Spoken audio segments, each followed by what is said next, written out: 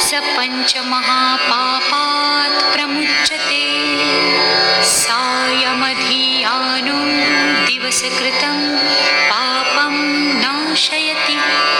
प्रातर्धियानो रात्रिकृतं पापं नाशयति। सायं प्रातः प्रयुञ्जानो अपापो भवति। सर्वत्राधियानोपविघ्नो भवति।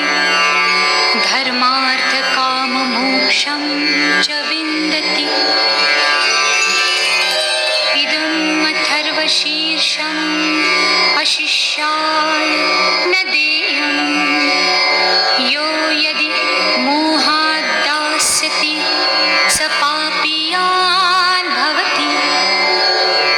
सहस्रावर्तनात् यं यं काममधीते तन्तमनेन साधयेत्।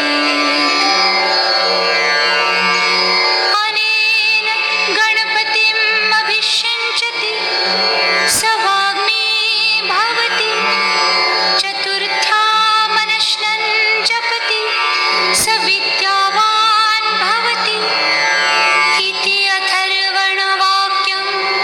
ब्रह्माद्यावरणं विद्यात् न बिभेति कदाचनीति। यो दूर्वाङ्कुरैर्यजति स वैश्रवणोपमो भवति।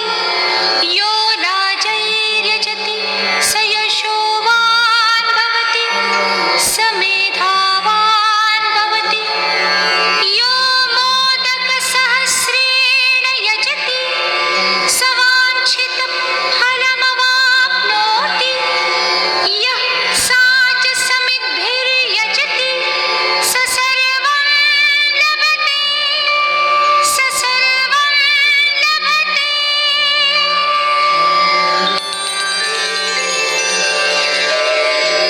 अष्टौ ब्राह्मणान् सम्यक् ग्राहयित्वा सूर्यवर्चस्वी भवति।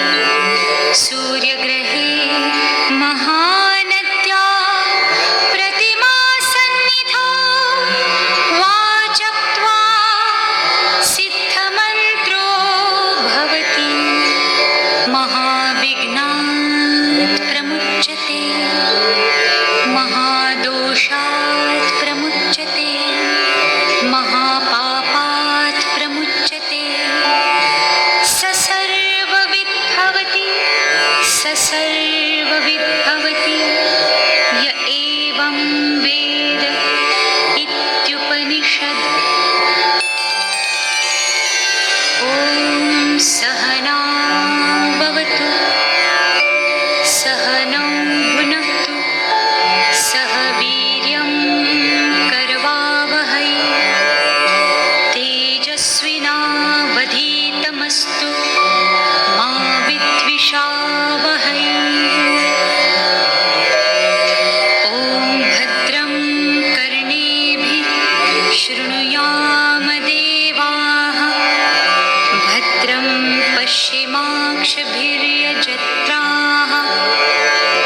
स्थिरैरङ्गैस्तुष्टुवांसस्तनूभिः व्यशेमद्देवहितं यदायुः। ॐ स्वस्ति न इन्द्रो वृद्धश्रवाः। स्वस्ति नः पूषा विश्ववेदाः। स्वस्ति नस्तार्क्ष्यो अरिष्टनेमिः। स्वस्ति नो बृहस्पतिर्दधातु। ॐ शान्तिः शान्तिः शान्तिः।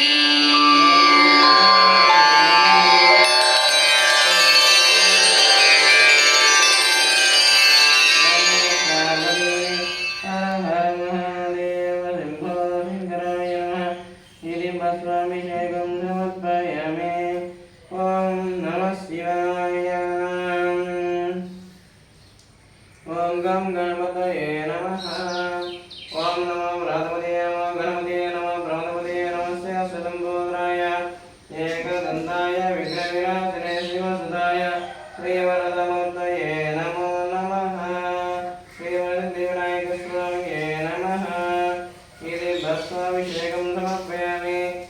गं गणपतये नमः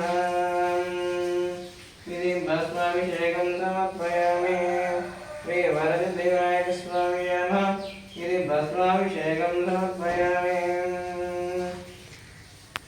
ॐ गं गणपतये नमः ॐ गं गणपतये नमः ॐ गं गणपतये नमः इति भस्माभिषेकं समर्पयामि श्रीवरसिद्धिविनायकस्वामी नमः अनुग्रहफलसिद्धिरस्तु